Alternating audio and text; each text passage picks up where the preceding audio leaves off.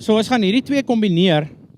Toe ons op groot skaal begin kontrakwerk doen het met die masjien wat hier staan, en hierdie is so middelslag masjien in Bandit se horizontal grinder reeks, die masjien Dis 'n middel een, dis nie eens die groot een. Ja, ek het die heel groote weeg 55 ton en hy het 1200 per krag enjin op. Yes. Jy moet baie honger wees om vir omwerk.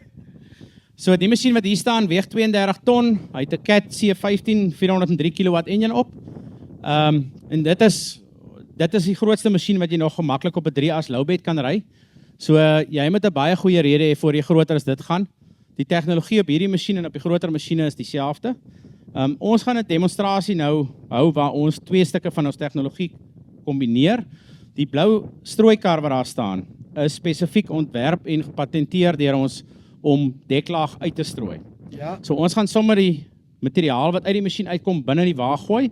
En as ons klaar die groot masjien gedemonstreer het, dan gaan ons met die wa net weer 'n streep deklaag gooi wat nou simuleer hoe jy dit sou doen in jou wingerd of in jou boord. En daai masjien is verstelbaar. Ons kan op ridges werk, ons kan op platgrond werk, ons kan die kalibrasies aanpas, ons kan kompos met hom uitstrooi.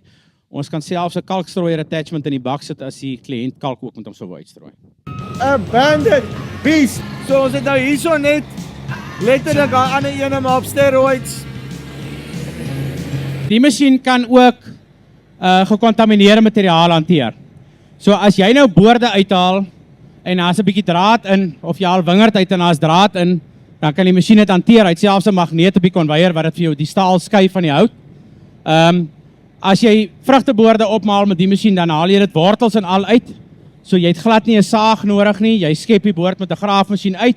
Jy gooi dit op windrye en jy vat meganiese toerusting en jy gooi dit in hierdie masjien in en hy maal dit vir jou op.